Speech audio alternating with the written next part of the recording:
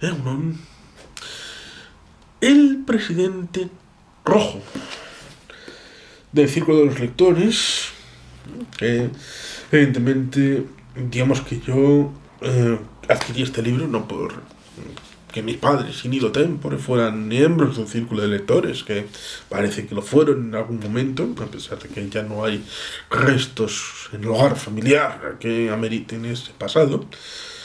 Yo lo adquirí en una de estas situaciones de saldo de un libro viejo, de ocasión, en donde encontré este librito bien interesante y con un título sugerente y atractivo: El presidente rojo. Y con ahí tenemos una versión de el Mount Rushmore en Dakota del Sur, como recordatorio de los presidentes de Estados Unidos. Borglum lo esculpió en los años 20 del siglo XX.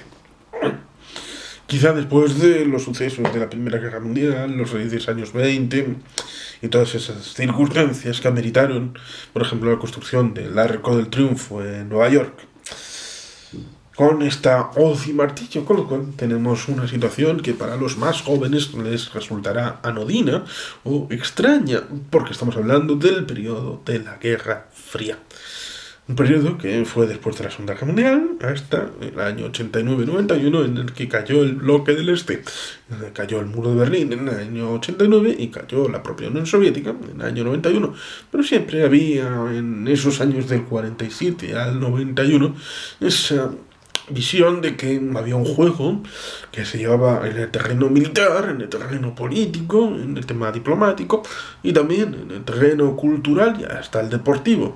La confrontación este-oeste era algo soterrado, incluso también a nivel de espías, la infiltración, las mentiras, el juego a la hora de programar y contraprogramar, incluso en operaciones de intervención mental, MKUltra y todo esto, pero ahí no vamos a entrar en esta forma de infiltración a nivel político, a la hora de establecer canales donde un agente tuyo esté en el otro lado. Este libro, curiosamente, lo leí en parte, en buena medida, en una playa y pueblo de Cataluña en un verano en el que fuimos a disfrutar de una fiesta organizada por las Juventudes de Esquerra. En parte está contado en mi libro Amores Pendejos, que hace el recuerdo precisamente de que en un momento el señor Ander Antecoa, que fue el que propició la escritura de ese libro, Amores Pendejos, pues y un servidor estábamos en la playa con otra persona llamado Alain Zamorano y bueno, al final nos fuimos yendo a bañarnos, ¿no? Había una colinita y después una bajada con la línea de playa, es decir, el agua donde se separa lo que es tierra es decir, la arena, la mojada, el agua y todo esto, y dejamos al señor Alain Zamorano pues tostándose al sol y acabó con la tripita roja, lo cual es curioso y paradójico. Estaba leyendo El presidente rojo, él era el secretario general de Gastón Chaleac, las Juventudes Euskal-Kartasuna, y se volvió bastante rojito, y yo leyendo ese día este libro del presidente rojo. ¿Qué se va a hacer? Un partido socialdemócrata, rojo descolorido. Pues como dice atrás, pone apasionante novela que relata el triunfo de una conspiración soviética para infiltrarse en los altos órganos del poder de Estados Unidos.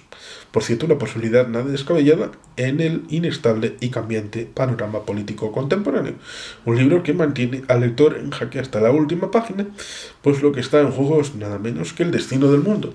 Vamos a ver en qué año fue el momento en el que este libro vio la luz, porque digamos que es un elemento bien interesante porque nos puede decir bastante. Estamos hablando de que el libro fue prologado en el año 1986, con lo cual tenemos ese momento de los años 80.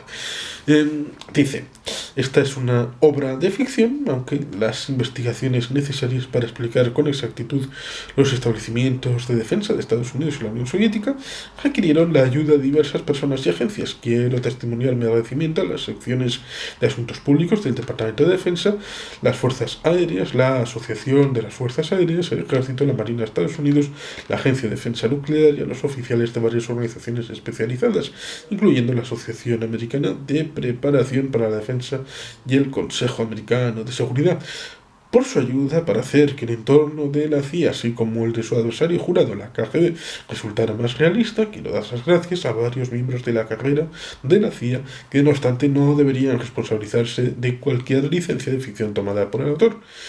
En Doubleday necesito agradecer a Sam Vaughan, antiguo redactor en jefe, y a sus colegas escritores que leyeron la obra a medida que se gestaba, a veces ad infinitum, y que ofrecieron siempre valiosas sugerencias. Peter Meyer, Stephen Fenichel, Robert T. Crowley, Frank Van Ripper y Sidney Offutt, y a todos aquellos que contribuyeron cada uno a su modo, como Nancy Hanfeld, Betsy Hulick y Muriel Hyland.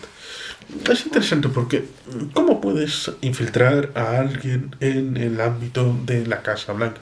Puedes habilitar una vía indirecta, como puede ser la de los servicios secretos, elemento militar también, a través de oficiales de carrera, y esto también se ha intentado en algunos libros, pero también puedes hacerlo directamente en el ámbito político. ¿Cómo puedes hacerlo? Jugando a través de las primarias de los partidos.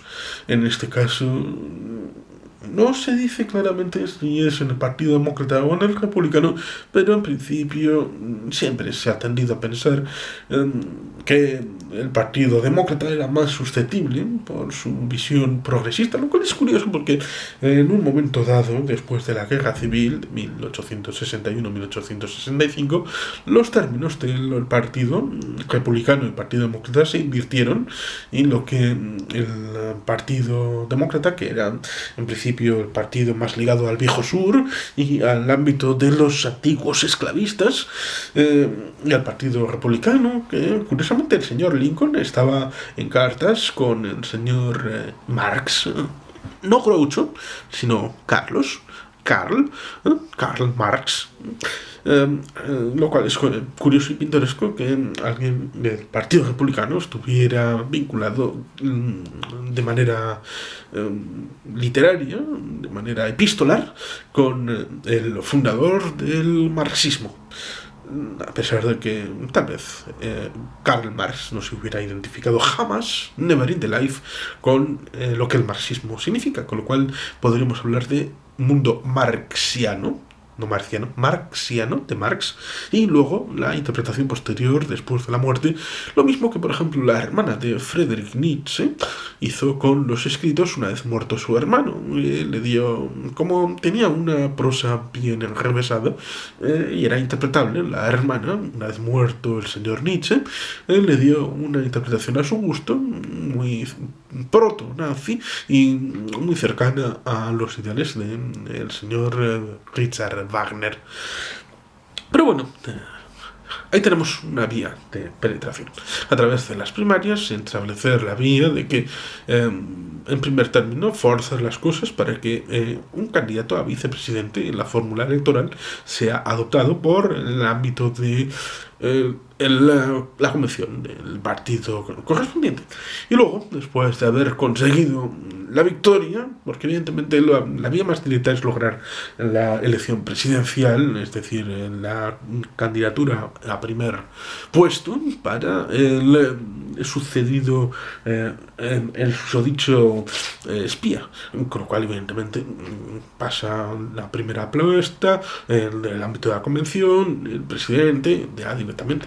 Pero si no lo consigue, sí, digamos que en este libro no se consigue de primera lograr la presidencia, pues como la fórmula, pues es posible establecer la vía por la que, digamos que has conseguido una penetración en las bases del partido, consigues que seas elegido en la fórmula para la vicepresidencia.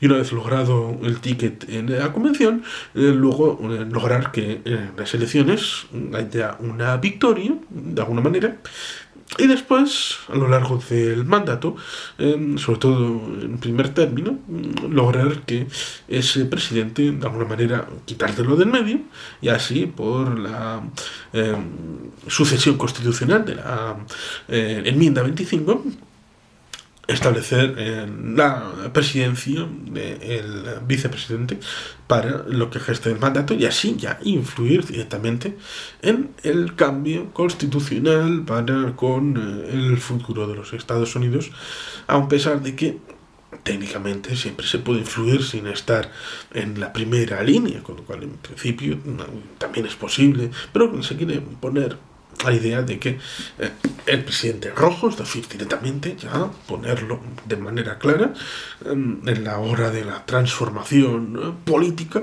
desde prácticamente casi como salir del armario, decir, sí, soy comunista y es lo que os conviene a vosotros, y por lo tanto, pues ahí tenemos esa idea de ir transformando el país desde el liderazgo. Y aquí es la propuesta. El presidente rojo, Jed Hawkins, político brillante, millonario y senador por el gran estado de Virginia, es un hombre que desde sus primeros pasos en política ha estado secretamente convencido de las ventajas del marxismo-leninismo. Su guía ideológico ha sido un joven sureño resentido y políticamente fanático, llamado Bill Fenton, antiguo miembro de las agrupaciones universitarias ESD, Estudiantes para una Sociedad Democrática. Organizado, Estudiantes para una Sociedad Democrática me recuerda que estaban ligados al manifiesto de Port Huron y todo el mundo que estaba por ahí, pero igual son cosas mías, ¿verdad? Organizaciones de naturaleza izquierdista y coto abonado para los agentes del KGB en Estados Unidos. Precisamente Bill Fenton es uno de ellos, un agente soviético en el corazón de Norteamérica. Las circunstancias determinan que el bien intencionado Jed Hawkins, tras una serie de maquinaciones políticas, se convierta en presidente de la nación más poderosa del mundo. Este hecho constituye el primer objetivo de una vasta conspiración, nombre en clave Stand Down, tramada por la Unión Soviética para desestabilizar y crear el caos en el único país capaz de hacerle frente, y cuya meta final es lograr su rendición incondicional bajo la amenaza de ataque nuclear masivo. Pero los soviéticos no han previsto ciertos imponderables. ¿Se someterá por completo Jed Hawkins a la voluntad del Kremlin? ¿Qué papel fundamental desempeñará, a riesgo de su propia vida, Sam Withers, ex agente de la CIA y actualmente perseguido tanto por esta como por el KGB?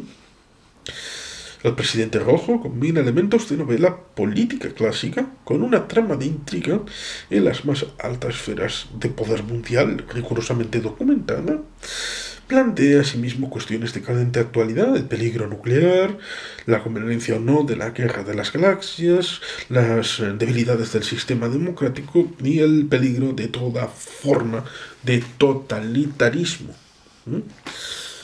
Ahí tenemos la propuesta bien interesante, tal vez actual, en tanto en cuanto está el señor Putin. Tenemos la presidenta de Donald J. Trump, la amenaza de la participación e injerencia de los servicios secretos rusos en la elección, tanto en las primarias de 2016 como en la elección presidencial, que está siempre ahí presente, con otros términos, con otras circunstancias, pero digamos que amerita, desde el punto de vista de no el presidente rojo, sino el presidente zarista, a través de el zar negro Vladimir Putin, la injerencia en la elección presidencial del año 2016 y el mandato del señor presidente Donald J. Trump. Con lo cual no está tan alejado de la posibilidad real de la infiltración de alguien ajeno dentro de las estructuras de poder en el ámbito de una democracia. Porque como dijo Marcos Vizcaya en 1981 a propósito de la elección de Ronald Reagan, ¿qué es lo mejor que puede establecer la democracia estadounidense? Que cualquiera puede ser presidente. ¿Y qué es lo peor? Pues coño, que cualquiera puede ser presidente. Hasta Donald Trump. Con lo cual, ciertamente ahí está la grandeza y la tristeza de la democracia estadounidense. Y este libro nos lo viene a recordar. Por lo tanto, recomiendo vivamente a todo el que le guste la política estadounidense este libro del presidente rojo. Guerra Fría, pero con ribetes de actualidad. Recomendado porque yo disfruté muchísimo leyendo sus páginas. Así pues, sin más, es que ricasco, agur probat, beti helpean.